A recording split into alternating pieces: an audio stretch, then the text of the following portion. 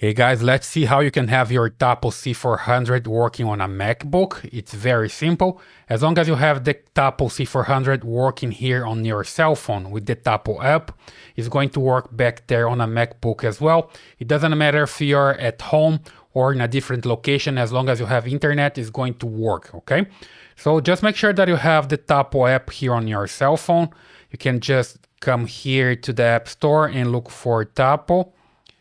And you can just download, install it, and make it work, all right? Here you see the TP-Link Tapo, that's the one.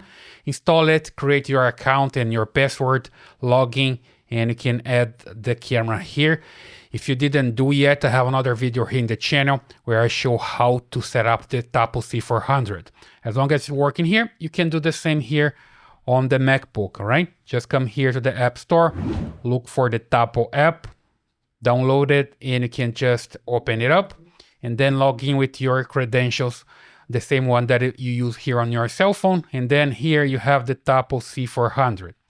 As you can see, I can double click and see the camera working. I can control from here, do the screenshot and also manual recording and talk, and somebody close to the camera can hear it, can talk back to you, and you can do anything that you can do with your cell phone. You can even have more than one camera working here at the same time. You see here that I have 4 screens, and from here you can have more than one camera working, all right? So super simple. Basically, that's the way you can have your Tapo C400 working on a MacBook.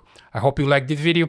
Please give your thumbs up, subscribe to this channel, and I see you in the next one.